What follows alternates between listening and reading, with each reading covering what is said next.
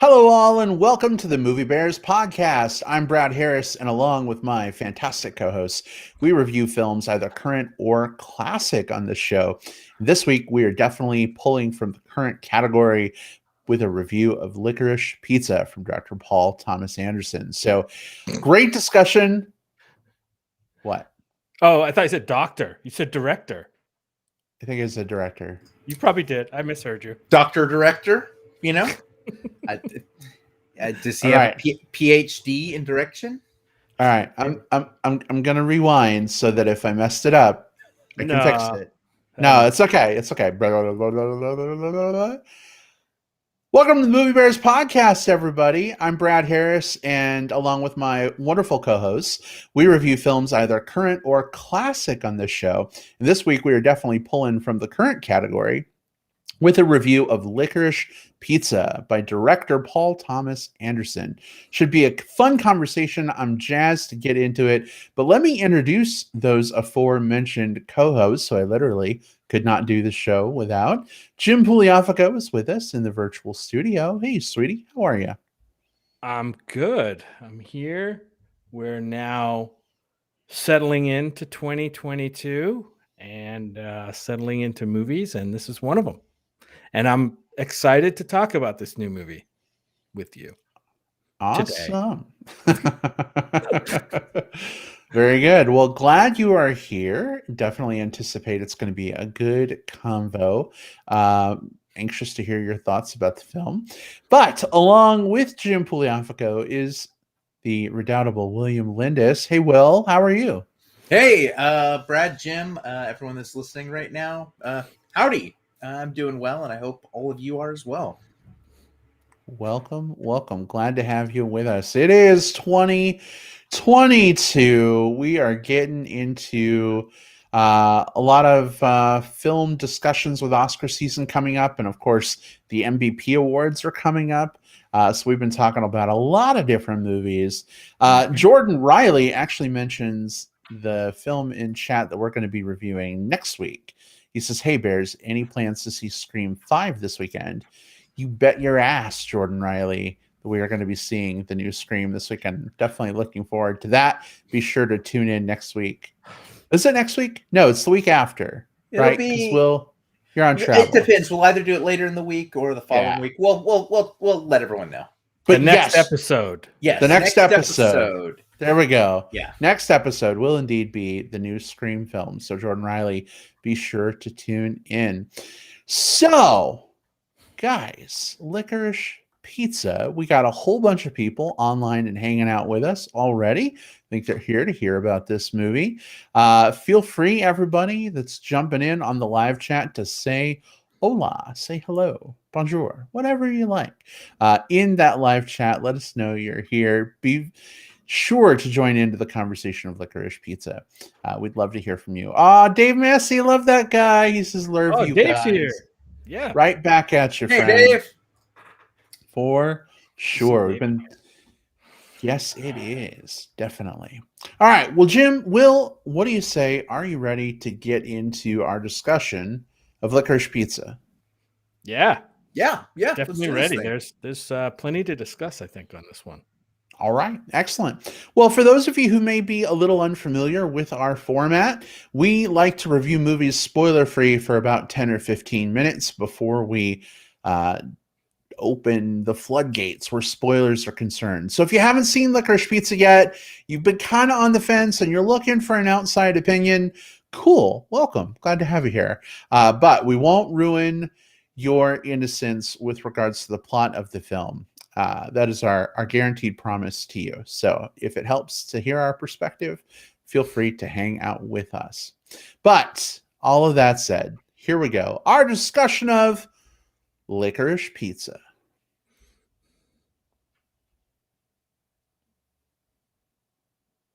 All right. Will, I know this was a movie you were particularly looking forward to. Seems fitting that maybe you give us a brief intro on this film. What is it? And what did you think? Was this worth seeing in theaters? Is this worth streaming? Is this worth renting at Redbox? Is it skip? What did you feel?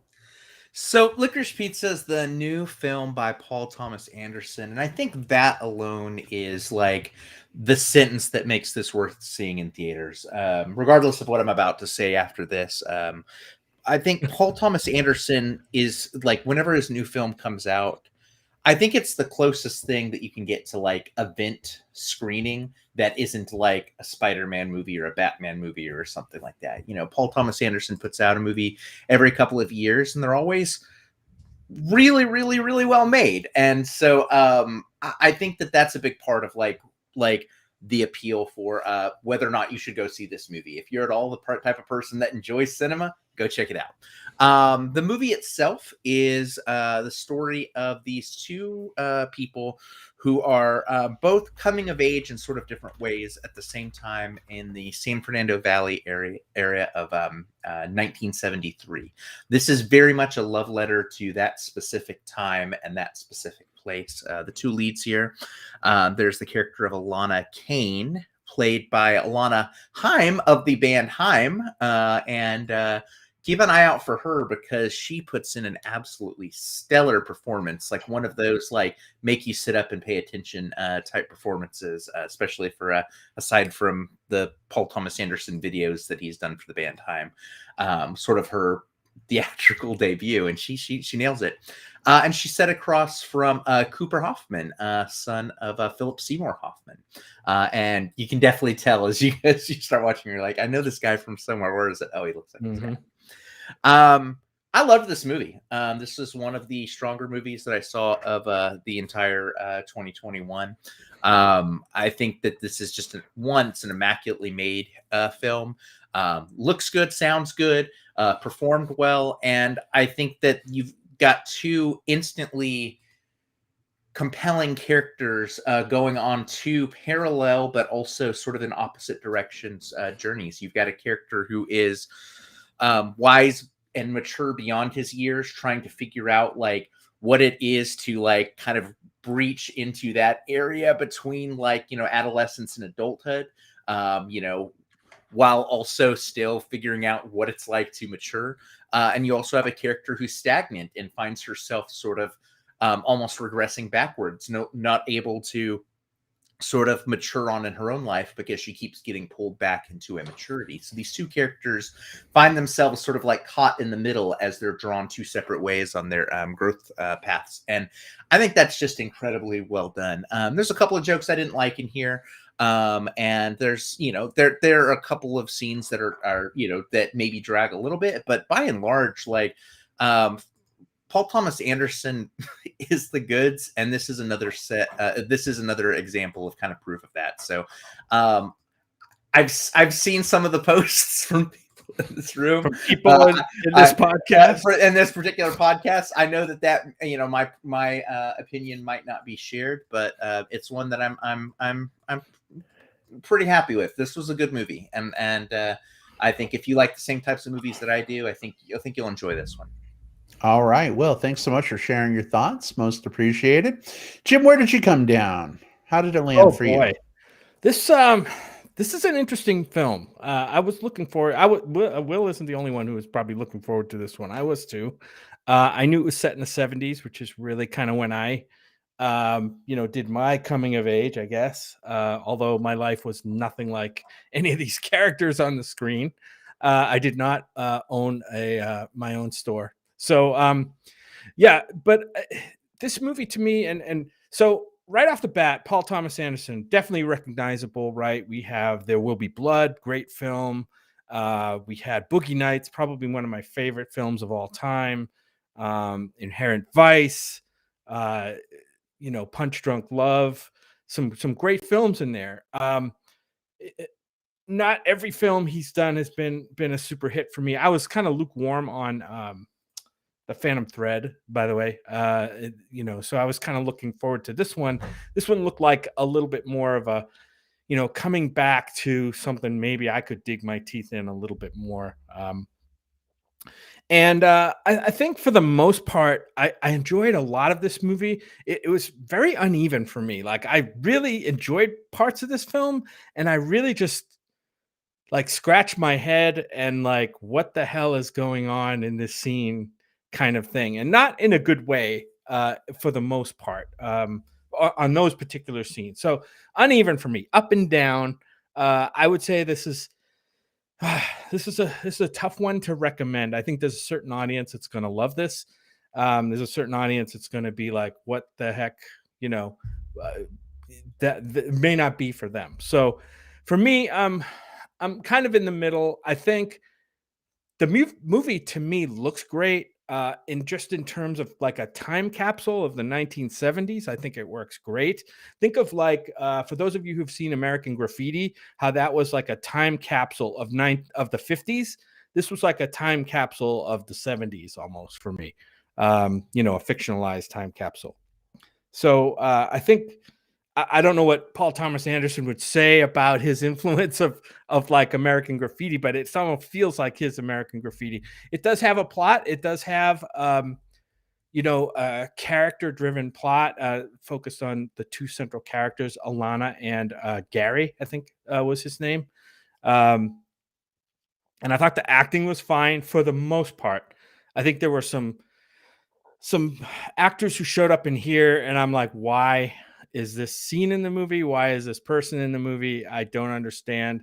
And we'll get into that maybe in spoilers. But so it's interesting. I want to talk about it with you guys. So in that regard, you know, if you want to be in the conversation, I would say see it. But if you're looking for something, you know, that totally hangs together, I don't think this is it. I will say though that I dug the soundtrack in this film. I thought the soundtrack in this film was killer. The needle drops were great. There's some great jazz selections, some great like pop and rock selections from the time, which I really dug. You know, there's some like deep cut, Sonny and Cher, Doors, you know, that kind of stuff. So that to me was great. But yeah, I just don't know if I can come out with a strong recommend for Licorice Pizza. Nor will it probably end up on my tops of the year, somewhere in the middle, probably. All right. Well, Jim, thank you so much for sharing your thoughts as well. A couple of things you said there I really resonated with. One, the soundtrack to this film is fantastic. Some really, really great songs. Two, the visuals of this film are phenomenal. And Will, you called them out as well. It reminds me of like old photos that I've seen of family members from the 70s, the way that this film is shot, like the color grading and the saturation. I mean, it looks like old 1970s photos, and there's some nostalgia, I think, that is generated as a result of just the look of the movie, the way that it's shot and shown. But I will say I don't really know what the hell I watched in terms of what this movie is really trying to say. I mean, I think I maybe know, but like, I don't know, just scratching my head a lot around a lot of things. It's hard to talk about them without bringing up spoilers. So that's really the challenge here. Is the age difference highlighted in the trailer? I only saw one trailer for this movie, so I need to know before I say anything. Kind of. It's referred to, you know, she laments to her girlfriend in the trailer, which is the scene that's also in the movie, that like, you know, am I a jerk for hanging out with this kid and his young friends? You know what I mean? Yeah. I think she Okay. questioned herself. She questions herself and her motivations at some point, and that made it into the trailer, but not specifically. And we'll get into that too. Yeah, I'll just say that I'll bank some time here and leave more time and spoilers to talk about some of this. But the predication of their relationship and the age difference between them was really gross to me, and that caused a whole lot of things that happen in this movie to really make me cringe and just not land. And I know not everybody has that issue, you know. And maybe we can talk a little bit about why it's okay for guys to be minors and, you know, fuck up words. But you know, not the other way around. I don't know. It's weird. I'm interested to hear what you guys think. So I'm going to bank some time for now and just say this movie I don't think was for me, even though it's shot beautifully. It looks great, really great soundtrack. I didn't dig it. It didn't make me feel Groovalicious. And this So movie has a lot of energy, right? I mean, to me, it It had does. a lot of Yeah. it had a lot of Yeah. energy, kind of like that Boogie Nights energy, which is very different than a film like Phantom Thread was, or even There Will Be Blood, right? So I respect the filmmaker for being able to kind of like have his finger on that throttle of like how much energy does he want to pour into his filmmaking and how much does he want to back off and kind of let it kind of flow over the audience, right? So that's a really cool dynamic to watch unfold on screen. But yeah, I as far as there's a couple comments I want to mention and I'll pass it on to what you guys want to say more. Dave says, quick, "Oh, Jim, real I'm quick, not that." Go ahead. real quick. Let me just say, so this is definitely not a recommend for me. It's Right. not something that I think most casual moviegoers would probably love and enjoy. I think if you're a big PTA fan, or maybe you're more of a art housey film kind of person, this is probably going to be a lot more your alley. Anyway, that's it. I'm done. What were you saying, Jim? Comments, go. I'm glad you're done. There was a couple of comments here. One from Dave Massey says, "Oh, Jim, you're not that old." I guess when I was talking about kind of my, when I grew up in the 70s. And that's true. I wasn't probably, if this movie was set in 73, I wasn't quite as old as Gary. I was only 2 years away. I was probably 13. So you were one of Gary's like younger shitty friends. Yeah, I was probably his younger brother, right? That's probably who I was. And, Alana and Gary were probably like older kids I knew and I might have looked up to a little bit. So I'm almost that old, but I do remember the 70s quite vividly, right? The time you grow up, like from adolescence through your adolescence, that's a very it makes quite a mark on you, right? And who you are as a person and how you identify. But Tom Glad you says one trailer and a bad title. The title was weird, right? I mean, everybody's like, weird. Licorice Pizza. What is this about? What does it mean? We can talk about that a little bit, Will, if you want to. I probably have something to say. I have a couple of different ideas about the title, but what do you know? Yeah, so this was a record shop in the San Fernando area that it's been closed for a while, but it was in the area that of the time, or kind of near the time. And so he wrote this very much as a very specific love letter to that specific area at that particular time. So he drew for a name that had significance predominantly to the people that would be looking at this from like a oh yeah, I remember that time. It'd be like, there's and place. Yeah. So there's things like, I can tell you, there's, if someone were to make a film about certain things about like, about Austin, Texas of a specific time, right? You might have, gosh, even think about Dazed and Confused. They talk about going to the Moon Tower, which are the moon towers that are around Austin. It's a very specific reference to a very specific thing. The movie itself has a vibe. We haven't really picked up on this yet or talked about this. I think the closest comparison for it would be something like Once Upon a Time in Hollywood from Tarantino, in that was a love letter to Hollywood of a very specific time, and it fictionalized a few actual people to sort of like tell this version of this memory of this area.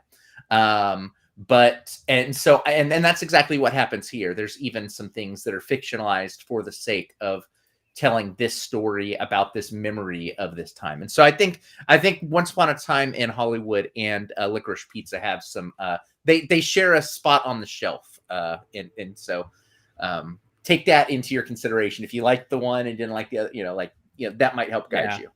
I definitely share a lot of DNA. Like I could see them being a double feature. Yep. Yeah. Yep. Triple feature with American Graffiti, right? American Graffiti, Licorice Pizza, Once Upon a Time in Hollywood. You guys do that, and Confused. Okay, you guys do that quadruple feature film fest. I'm gonna go do something else. Aww. Oh well. All right. Yeah. All right. Well, sorry. Wish you were there.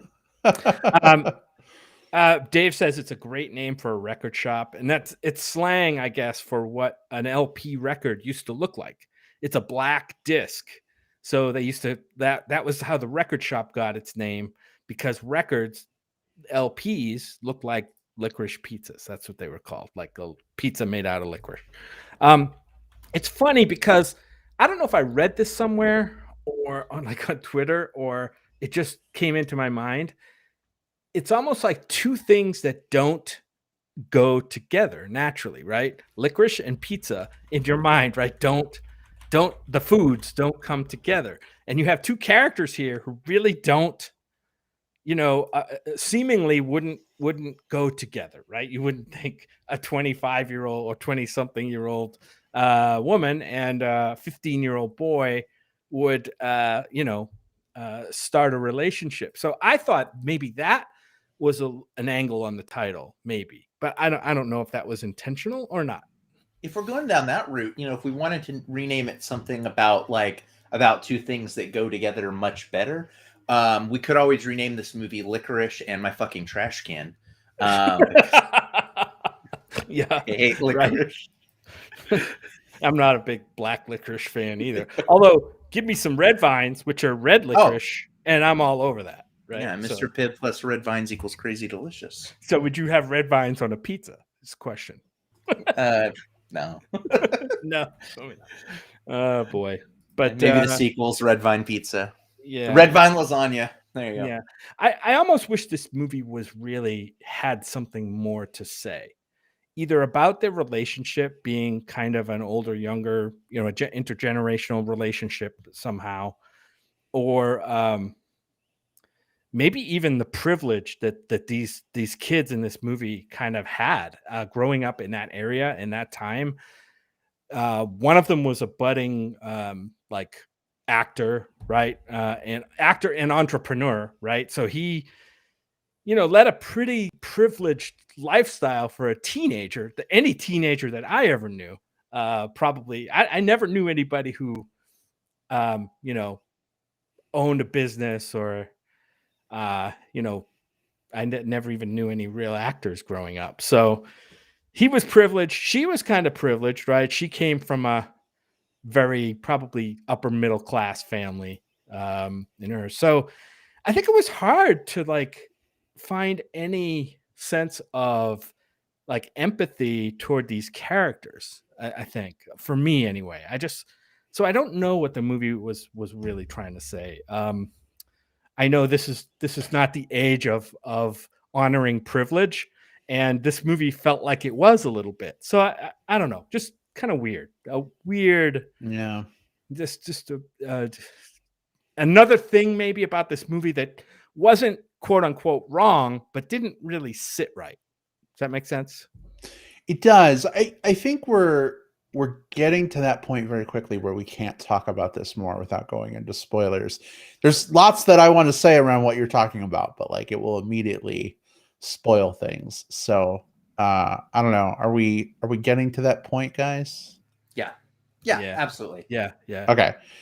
Before I rip off the Band-Aid, before I open the can of spoilers, Angel. Hey, Angel. Good to see you. Back. Angel says he might have red vines on a dessert pizza. Maybe it's not such a crazy idea, guys. Mm-hmm. Yeah. Red vines, M&Ms, and what else? Cookie dough. So you do a cookie dough with a little white frosting. Cookie dough crust. Mm-hmm. Make sure to prove it long enough. Yeah. Mm-hmm. Must be proved properly. Yeah. And then you take the licorice and you put it in the trash can, and then you keep putting the rest of the good sweet on the cookie. Only the black licorice. Yeah. All right. Cool. Well, folks, we're going to go ahead and shift gears into our spoiler section for Licorice Pizza. If you have not yet seen the film and you value your virginal innocence, where the plot of the film is considered, I would say this is your time to go ahead and step away. We are going to do plugs, so if you want to come back in about 25 minutes, we'll put some things on your radar we think you should check out. But if you are listening through the magic of digital tape delay via Apple Podcasts, Spotify, however you consume podcasts, you can use the time index in the show notes to go ahead and skip forward to plugs without having to have that 25-minute wait. You have the power. Use it. All of that said, done, out of the way. Spoilers are officially Fair game. Jim, you were talking about the age difference, and I want to make sure I didn't mishear this in the movie, because I actually heard two different ages for her. I heard 25, and then I heard 28, and he Right. was 15. Is that She was giving her age to another male who had an older male who had asked her what her age was. So I think she was probably inflating her age in that scene because she wanted to be seen as more mature. So I think she said 28 first, and then she said, "Well, that's maybe too much. I can't. That's that's more the elephant that I can chew. So I'm gonna say I'm 25." And I don't even know if that was her real age, but I think she was in her 20s. I just don't know if she was, 23, 25, 22. I have no idea. But we do know he was 15. That was mentioned in the movie. So yeah, so there is an age gap there. And I'm not gonna I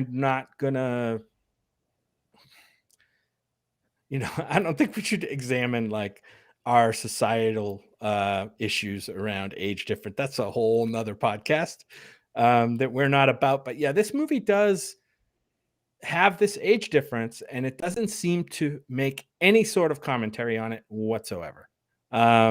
That I saw. Maybe I missed it, Will, but I didn't feel like the movie had anything to say about that.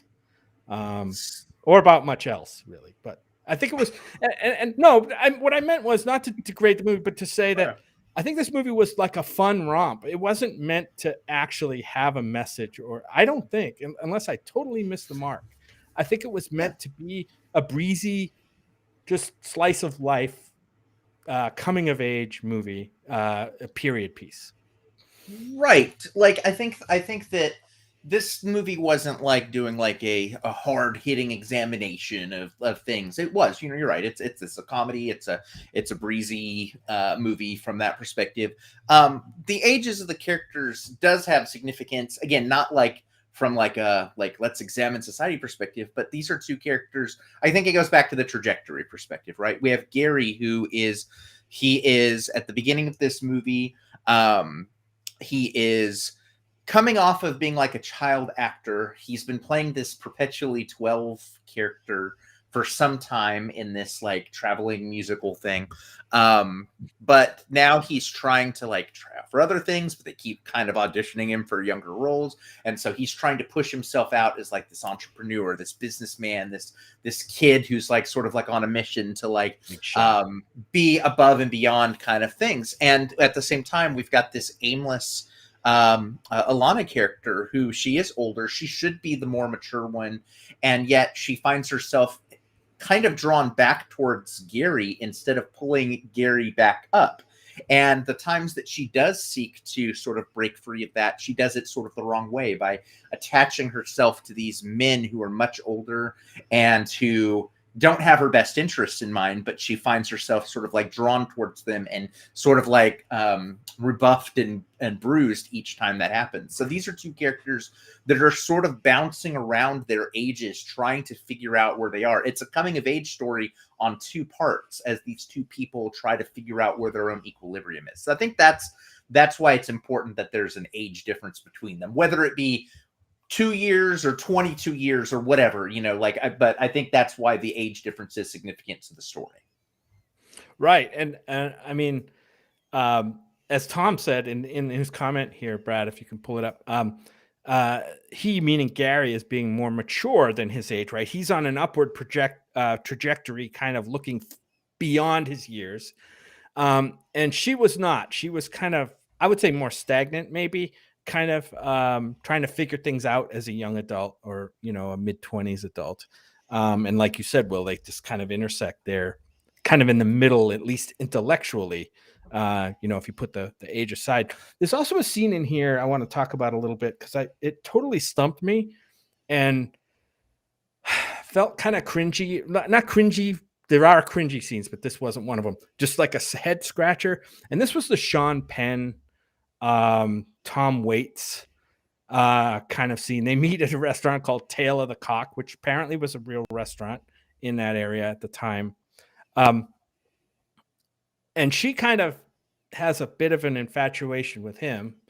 So there's another big age disparity, right, to talk about, although they're both legal adults there. But that whole scene with Sean Penn and Tom Waits, I'm like, what is the purpose of the scene? I didn't really get anything out of it. Those characters didn't really reappear in the movie at all. They didn't really. The only thing they did in the movie was kind of a way for Gary to be jealous, right? They were to spur his jealousy and maybe make him see what he really wanted in her.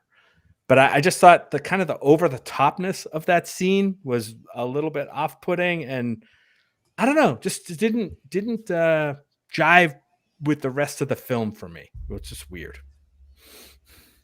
I'll say that one of the big significances to that scene, why I think that scene is very necessary, is because it has Tom Waits in it, and he should be cast in literally every movie.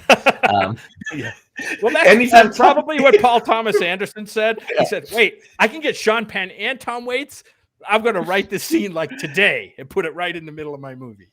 I think there's like a rule, like where it's like when Tom Waits shows up in a movie, you kind of stop and make pay attention. But I think the significance of the scene, and it could have been replaced by any other scene that accomplished the same thing. But this is another example of Alana thinking she knows what she wants and thinking that sort of becoming like in this infatuation and sort of like well, maybe this is where I'm supposed to be. And she's very quickly discarded by these guys who have like anything but her best interests in mind during that. And she learns that the hard way. And the behavior that they show is very, despite them being like sophisticated and powerful and stuff like that, at the end of the day is also very immature and reckless. And so it kind of goes back to that sort of like people finding people where they're at different parts in their lives and trying to find connections. That's what that really was for me. Could you have replaced that with another scene that did the same thing? Sure. The characters themselves were not as important as what Alana went through in that moment, if that makes sense. Yeah. Well, that does make sense to me. I just, at the moment, and I was watching it, I was scratching my head like, all right, this is kind of cool to see these actors in here. Tom Waits, awesome. Sean Penn, I still like that guy, but I don't know. It just didn't seem to fit for the movie at that particular time for me. And the part of the movie that I did like though was toward the end when she meets the guy who's running for mayor, played by Benny Safdie. And that whole thing where she's kind of getting maybe the bits of a career going, you know what I mean? Maybe in politics, and she's meeting this guy, and we come to find out that this guy is kind of in the closet, right? And there's this mysterious dude hanging around, number 12, that is kind of weird. I was really interested in that part of the movie. They didn't do a lot with it other than show the shame of what's his name being in the closet. I'm still trying to figure out maybe what PTA was trying to say with that scene. Was he trying to inform anything other than Alana's kind of burgeoning interest in politics? I have a question for the two of you about that, kind of less into the meaning of the scene and more just the way that made me feel. That was a tense. For me, that was a tense. Oh, very tense. I didn't know where it was going with the character. That was I'm like, when's the bomb going to go off in the office? I thought there was going to be that, or like there were some moments that reminded me of Taxi Driver. Honestly, just the way the little like the way that political campaign office was set up, and I kept thinking like, what's going on here, and it ended up not being like a violent scene, but I was actually poised for like this movie to take like kind of a weird like left turn into violence, and I guess was thankful it didn't, and it built. We know PTA can build tension very well. I mean, the firecracker scene in Boogie Nights is one of the most tense scenes of all time, right? And this kind of reminded me of that a little bit, although it wasn't as crazy. All it did was show you some strange dude hanging out, mysterious dude around a a political candidate's office, and I figured something really bad was going to happen, and it didn't. But I do love Benny Safdie. I wish that they had done a little more with his character. The guy's really great. I want to see him in more stuff. Yeah, I just, like I said, there are like vignettes and scenes in this movie that I really liked, and then some that just didn't really connect for me. So it was hit or miss. Do you guys have any favorite needle drops? Ooh, I like the Sonny and Cher song. That one really got me. It's kind of a deep cut. I don't remember the name of it, but it's instantly recognizable as Sonny and Cher, who basically were the 70s. One of the groups you think of when you think of music in the 70s. So that was a favorite of mine. How about you, Will? I was into Life on. Anytime you put Bowie in place, yeah, you get so Life on Mars. That was one of those ones. So I do that little like top 25 video that I make, which is always like which is always set to songs that appear in the year. And as soon as Life on Mars happened, I was like, okay, cool. I get a permission to use this Bowie song in my little video. Like it was like that, like cool. But there was also a was it Let Me Roll It? Let Me Roll It. The Paul McCartney and Wings Paul song. McCartney and Wings. I thought that was a good one as well. Right. Brad? Probably Life on Mars. Yeah. It's pretty good. It's featured in a trailer. I thought it was a good trailer song. And it did show I up was in the actually movie. surprised to see the song show up in the movie, because normally when a song is in a trailer, it doesn't appear in the film, has been my experience. So I was like, oh, we actually get this song. Great. What about total scenes that show up in the trailer that don't show up in the movie? Oh, yeah. Like Bradley Cooper smashing things at the drive-in was in the trailer, I think, but not in the film, at least that I saw. It was another good build of tension with his character, right? He used that character to build the tension, because he was, when they stole the truck or whatever they did, when they're making their getaway, and he's kind of trying to find them in his car and getting gas. By the way, I totally remember the gas shortages of the 70s. So that really hit home. I sat in cars in those lines for gas. And that was really cool to see. It's not a great memory, but it is a memory and part of my growing up in the 70s. But later in the 70s, actually. You guys ever driven a giant truck backwards down a hill? Nope. Right. That's crazy. How is she able to do that? I wonder. She has like using her mirrors, Brad. Using her mirrors. Apparently. Oh my gosh, that was another tense scene. And back later on gas, right after he smashed the Bradley Cooper's car, it was just like one of those like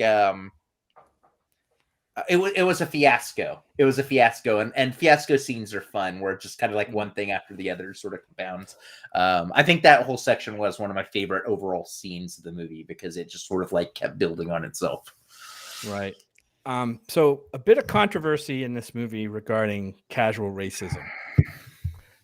There are two scenes featuring an actor I normally love in very dark comedies, especially like the A Mighty Wind and Best in Show. What's the actor's name? Will, do you know his name? John Michael Higgins. John Michael Higgins, great comic actor. So the scene I'm talking about is where he has a Japanese wife, and I think they own a Japanese restaurant there in the area, and they're talking with, I think, I don't know, like advertising consultants or whatever. And he ends up using a very like demeaning accent, right, to talk to his wife, which I think was, I don't know, somebody must have at one point thought that was funny, and because they did it twice in the movie, which was like, oh god, they're doing this. And the weird part is that like I think there were some people in our audience that might have giggled at that, right? And I'm sitting there like, oh my God, I can't believe they're doing this. Why are they? And at the end of the movie, I'm like, why would he have put that in there? Just a bad decision. Just a brain dead moment of putting that in there. It was just really tone deaf to put that in there. I thought, and all I could do was like cringe through it and get through the scene. So neither the actors in the scene or the director or writers somehow dawned on them that this would be more objectionable than funny. I don't know. Yeah. It's unfortunate because you can, if you kind of step back and look at it, you get what they were going for, but they shouldn't have gone for it. And what I mean by that is the end of that joke, kind of, you set it up the first time where he's with the first wife and he uses the really like really bad accent as he's trying to speak English to her. And then later he shows up with a different wife and does the exact same thing to her. And then the punchline is he's dumb and he's racist and he doesn't speak any Japanese. Like that was like the, but so that type of joke that type of joke works better when you're making a character who does something buffoonish or does something awful because you're trying to say something about that character. That's one thing. This character, you did not need to think of them as a buffoon or think of them as awful because they weren't significant to the plot enough for that. They weren't like an antagonist to Gary, nor were they a character who showed up later on. So it's the type of thing that, like, again, you can kind of step back and see like what the through line of the joke is, but that joke didn't benefit the film. So, you're absolutely right. I said that there was some humor in this movie that I didn't appreciate. I love the movie. I didn't like some of the humor, and this was that. This was the thing that like kind of made me go like, gosh, like. Well, I mean, when it makes it shoot down several spots for me. Like that's It did cause a stir, and when I saw it, I'm like, ooh, that was rough. But yeah, I don't know if, I mean, back in the 70s, we weren't having the conversations about casual racism like that we are now, right? So I don't know if that was the choice. Like they wanted to be maybe true to the era a little bit more. Where, I mean, even in movies and TV, there was a lot of casual racism that passed off as comedy, right? And so yeah, I don't know. It's hard to say what the filmmakers' thoughts were. Just didn't really find it funny. Well, I'm with you. So yeah. All right. Well, any other thoughts on Licorice Pizza? I want to end on a positive note for me. So I am going to mention again that I thought both of the lead actors were really good, really great. Alana Kane. I noticed in PTA's filmography, he's directed like 20 videos for the band Haim. So there's some shenanigans going on there between like, look, you can do all our videos, but you got to put me in one of your damn movies. So I saw a thing with him, at the Alamo Draft House, they always play those little vignettes and stuff, like when you're sitting there for the movie. It's why I'm always like 30 minutes early just watching, just to see what like little thematic stuff is happening. And I guess, so first of all, PTA started working with the band Haim, started doing some of their videos, and he would sometimes just do them sort of like back to back to back to back. That's why it's so many of them, because he'd sometimes do like 3 or 4 over the course of like a long weekend or something like that. But there's a quote of something of him saying like, of the band members, Alana's the youngest, and I think he said something like, she's the least talented musically. But when I worked with her, like the other 2 sisters are like, they were the ones that formed the band, and they eventually like brought Alana into the band as they kind of morphed into what they were. But working on the videos, he said like she was the best actress of the three, and he had to work with her. And of course, as a nod to them, her actual sisters in the movie are the other two sisters from Heim. Like that's her actual family that plays her family in the movie. And for what it's worth, I think they did a good job. Like whenever you see stunt casting like that, where it's like the one actress or actor, and then they just sort of like lump their real life family, you get some pretty stilted performances. But for what they had to do, I thought it was pretty good. Yeah, I definitely would want to see more of her and all of. I mean, we all miss Philip Seymour Hoffman, so having his son be in this movie and show off that he's got some level of talent there that and promise. So I'm looking forward to see what he does next as well. All right, so which Avengers characters are Alana Haim and But when's PTA going to do his Marvel movie? And Cooper Hoffman, who are they going to get scooped up to play? I guess actually the real question is like, would you be interested in seeing something else out of specifically Alana? She's getting a lot of like awards buzz right now, right? Like there's there are at least nominations in some of the different like kind of bigger awards like in her potential future this year. What do you see like, but also this is a very like period piece movie with a director that she's worked with very much. Like what do you see as her career after this, or is this just one of those lightning in a bottle moments? I don't know. We're gonna see. I don't know. I'm gonna look. I have to look at her IMDb and see if she's got any upcoming projects, as well as the Hoffman kid. Hopefully they've got a long career. I always like to see. It's always refreshing to see like these young, fresh faces, right, come on the screen and make a splash. I don't know if that's too much pressure on those actors, right, to kind of follow up something like, oh God, I was just in a PTA movie and now, I'm going to go do a bunch of Hallmark Channel stuff or, whatever. Like, I don't know if it's a lot of pressure on those actors to kind of follow it up and maintain the buzz around them. But I do hope they, have success, and I'm looking forward to what they do next. All right. Awesome. Well, I think that brings our discussion of Licorice Pizza to a close. We'll move on to plugs, the part of the show where we put some things on your radar we think you may be interested in. Jim, what have you got this week? Okay. I came across a kind of a documentary series, I guess I don't know if it's a limited series. It's called Voir. It's spelled VOIR, and it's a series of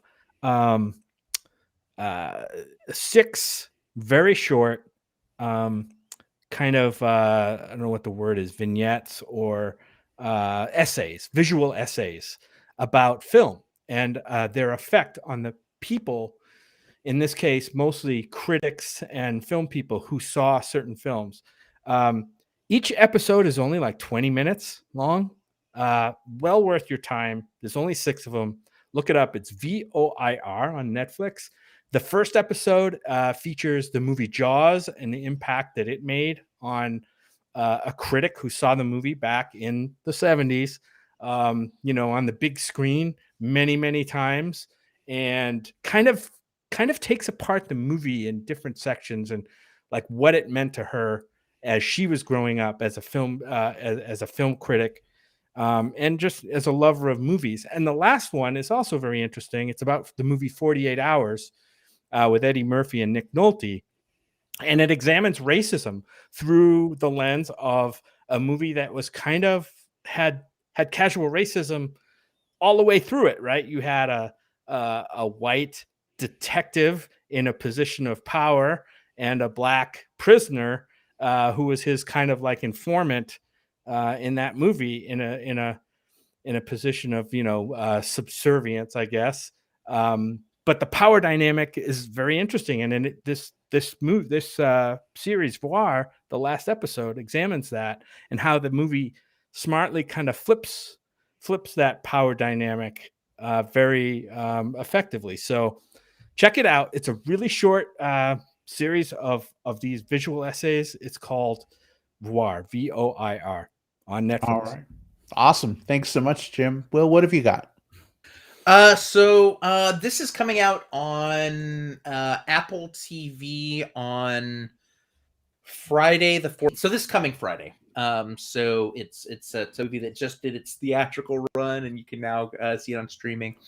And it's Joel Coen's adaptation of The Tragedy of Macbeth. And this is,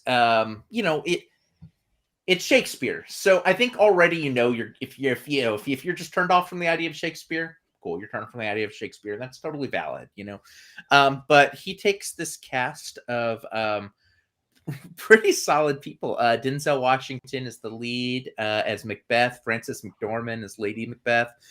Brendan Gleeson shows up in this. Corey Hawkins plays Macduff. Harry Melling, who is having a hell of a kind of set of years right now. He's the guy that played Dudley Dursley in the Harry Potter movies. And just over the last couple of years, he's done this and The Queen's Gambit and The Old Guard and Devil All the Time. He's really like stepping into some more prominent roles. Anyway, he's in this as well. It uses the original Shakespearean language. It is all done in incredibly like highly saturated blacks and whites and grays. So it's not just like one of those like sometimes when you think of black and white, you think of old school like grainy black and white, which nothing wrong with that. But this is very specifically color graded to be just when someone's standing up against a wall, like you're getting like a special silhouette or like an angle. It's just every frame's a painting on this. It looks really good. It's performed very well, and and the story. It's Shakespeare, so you're gonna like it or not like it based on your experiences with Shakespeare. But it's The Tragedy of Macbeth, the classic Scottish play. And again, it's one of the Coen brothers. Joel Coen did this. It's on Apple TV coming this Friday the 14th. So yeah, check it out. I intend to. That's on my list, my long list at this point, sadly. The ever-growing list. I always feel pressure at the end of the year, right? Because there's this little list of films that I just haven't been able to catch up with either because they're not available or I haven't had time. And that's one of them. Well, you'll definitely have to catch up with it once it's available. Well, thank you so much for giving us your plug for this week. My plug is quick. It's easy, much like, I don't know, something that's quick and easy. Macaroni and cheese. Macaroni and cheese from a Kraft box. It's a bit rough and ready.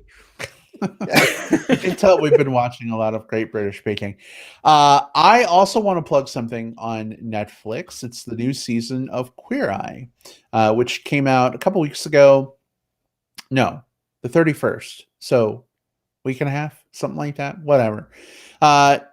If you are looking for something uplifting and heartening and light and fun during this pandemic where it seems like everything is fucking awful all the time, this show continues to be the goods. The new season, we haven't finished it quite yet. I think we're about 2/3 of the way through. We've got 3 episodes left or something. But every episode, mostly all episodes have made me cry. There was one episode that didn't really land very well with me because of a weird, like, how they chose to do things for that episode. But by and large, it's been a phenomenal season of the show. And again, if you're looking for something, light, happy, fun, it's hard to go wrong.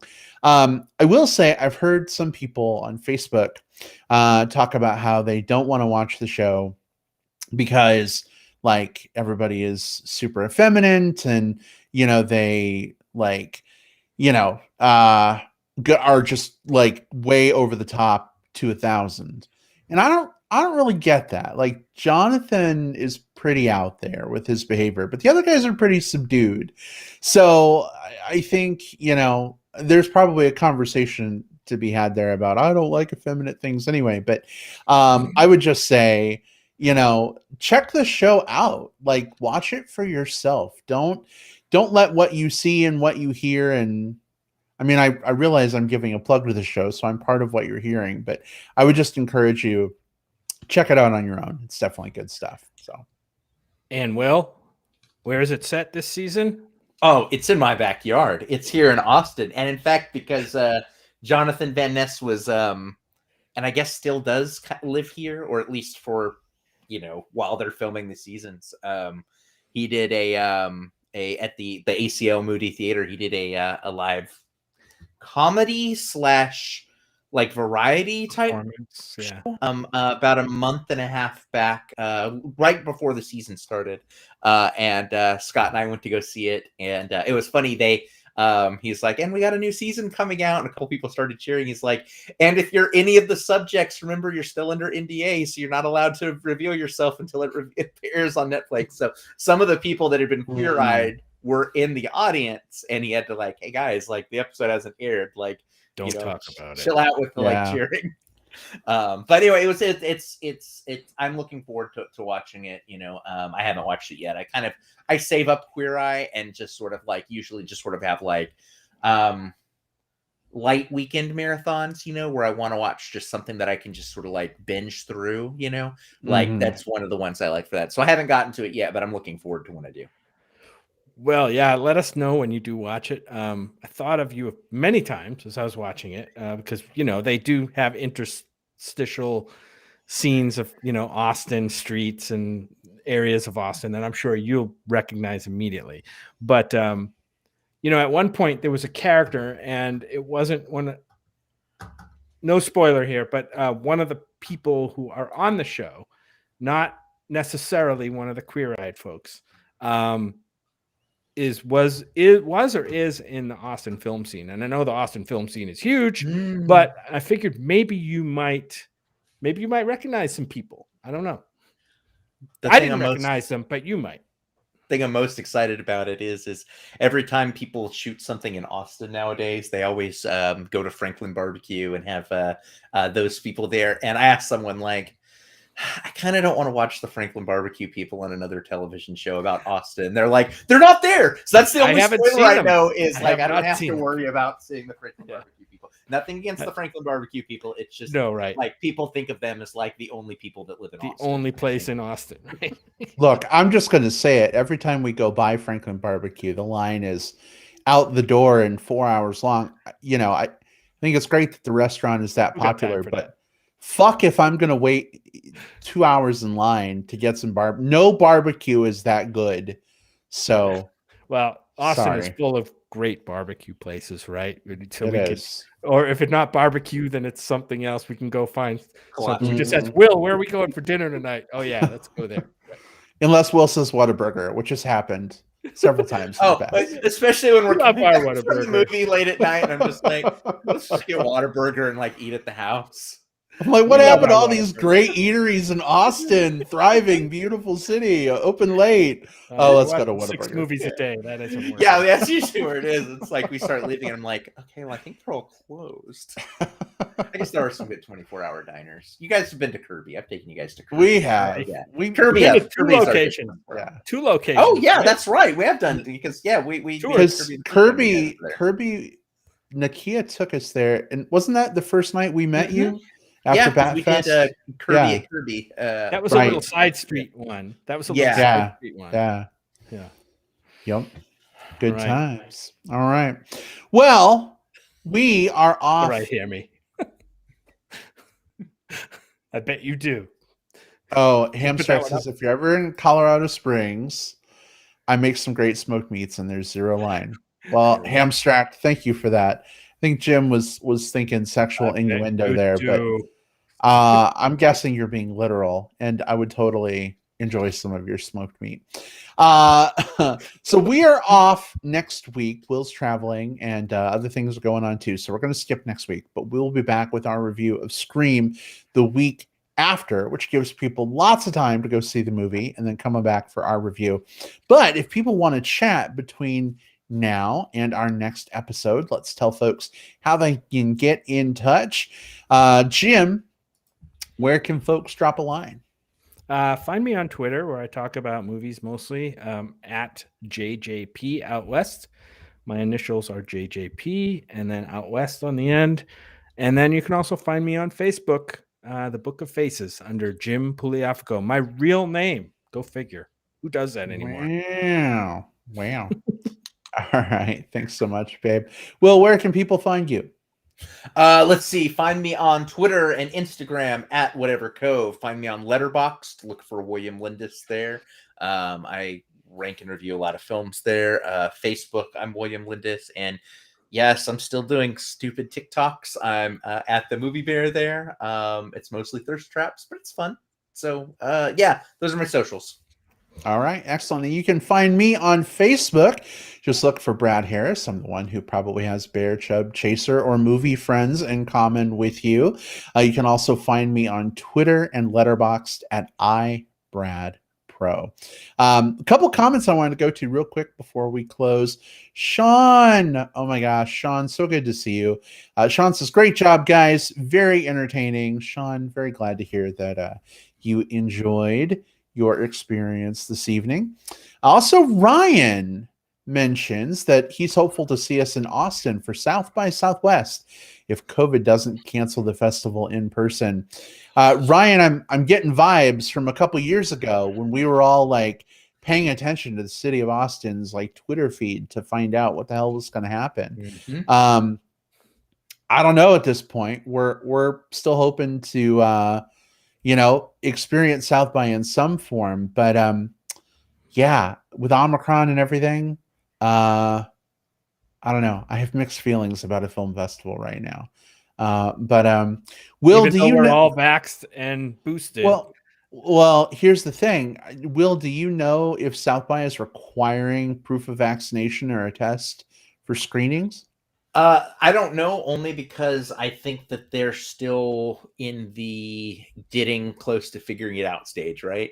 I Yeah. know that the other festivals in the area that have run, like I know Fantastic Fest did an